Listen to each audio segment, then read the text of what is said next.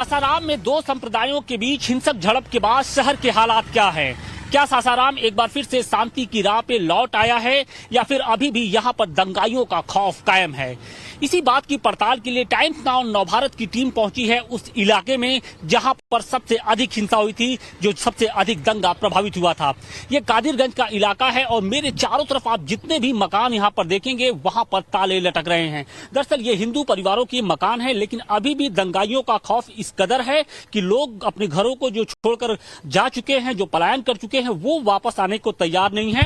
और बड़ी बात यह है कि 4 दिन गुजर चुके हैं, लेकिन लोगों के जेहन में अभी भी दंगाइयों का जो खौफ है, जो डर है, वो निकल नहीं पाया है। तो इन घरों की एक एक तस्वीर हम आपको दिखाने की कोशिश कर रहे हैं, क्योंकि बिहार प्रशासन, बिहार जो सरकार है, वो ये कह रही है कि जो लोग पलायन कर रहे हैं वो वापस घरों की ओर आ रहे हैं। लेकिन सवाल इस बात का है कि इनकी बातों में कितनी सच्चाई है, और इसी सच्चाई को जानने और समझने के लिए हम लोग कादिरगंज में पहुंचे हैं और इस इलाके के एक एक घर की तस्वीर हम आपको दिखाने की कोशिश कर रहे हैं।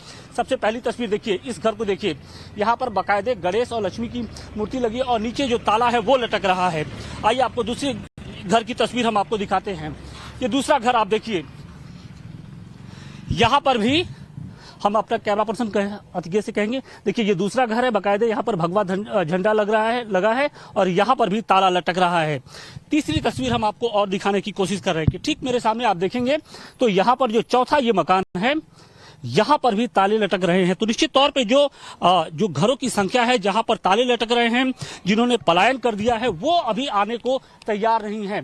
तो और भी हम इस पूरे मोहल्ले में आपको दिखाने की कोशिश करते हैं कि जो बिहार सरकार ये कह रही है कि पलायन नहीं हुआ है, हिंदू परिवार पलायन नहीं कर रहे हैं, उसी की सच्चाई को जानने और समझने के लिए टाइम्स नाउ नवभारत की टीम एक बार फिर से इस मोहल्ले में पहुंची है और बताने की कोशिश कर रही है कि जो हिंदू परिवार हैं, जो दंगा प्रभावित हुए थे, उनके अंदर अभी भी जो खौफ है वो कायम है।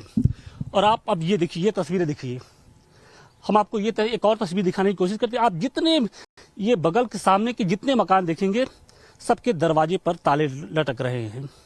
1 2 3 4, यानी पूरा का जो पूरा मोहल्ला है वो वीरान पड़ा हुआ है। यहाँ पर एक तरीके से खामोशी की जो चादर है वो पसरी पड़ी है।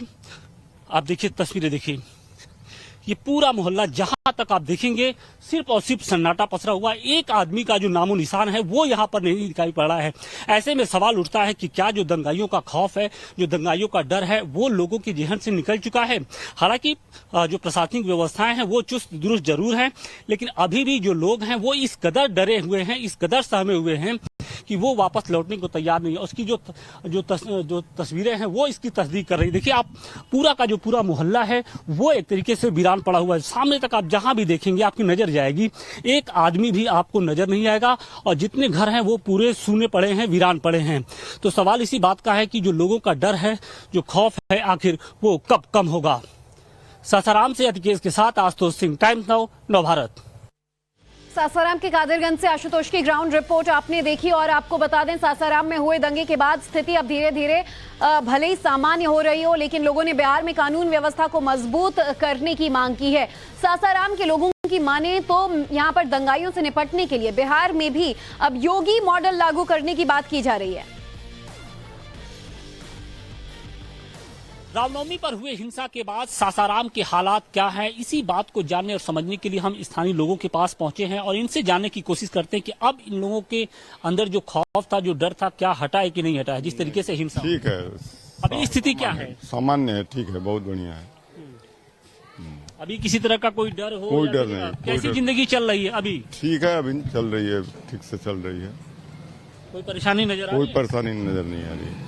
अच्छा, ये बताइए कि इन दंगाइयों का हिसाब किताब कैसे किया जाए? क्या मॉडल होना चाहिए? क्या जिस तरीके से योगी आदित्यनाथ जी यूपी में दंगाइयों से निपटते हैं, उसी तरह यहाँ भी मॉडल होना चाहिए क्या? एकदम मॉडल होना चाहिए, क्यों नहीं? परेशानी सबको हो रहा है ना। यहाँ हर चीज का मतलब कि गड़बड़ हो जा रहा है। अपना कमाने खाने वाला आदमी बैठ जा रहा है घर पे, उसका कैसे चलेगा ये सब? तो इनको कैसे सुधारा जाए? इनको कानून के दायरे में रख करके सुधारा जाए। जो मतलब कानून का है, कानून का उल्लंघन करेगा वो तो पाएगा ही सजा। इस तरीके से आदित्यनाथ भी देखिए, वहाँ पर यूपी में कहीं दंगा नहीं हुआ, उसके पीछे की वजह बहुत बढ़िया वहाँ पर व्यवस्था है। यहाँ पर भी वैसा ही होना चाहिए। आप युवा हैं, आपको क्या लगता है कि इन दंगाइयों से निपटने के लिए जो फार्मूला यूपी में है, क्या वही फार्मूला यहाँ भी या किस तरीके से होना चाहिए? यहाँ भी जो यूपी में हो रहा है, यहाँ भी उस तरह का मतलब शासन है, उस तरह का होना चाहिए। बहुत जरूरी है यहाँ पे भी। अब तो स्थिति सामान्य है, बहुत बढ़िया है, अब तो डर वर नहीं है। लेकिन इन दंगाइयों से कैसे निपटा जाए, बताइए जरा। जो पत्थरबाजी कर रहा है उसको अरेस्ट किया जाए और यही कहा जाएगा। प्रशासन लोग से दरखास्त है कि उनको अरेस्ट किया जाए। यूपी में तो बुलडोजर चल जाता है, यहाँ भी किया जाए, यहाँ भी बुलडोजर चला जाए। जी क्या लगता है कैसे इन दंगाइयों से निपटा जाए? यहाँ पर भी योगी की तरह बुलडोजर चलाया जाए, जो दंगाइया है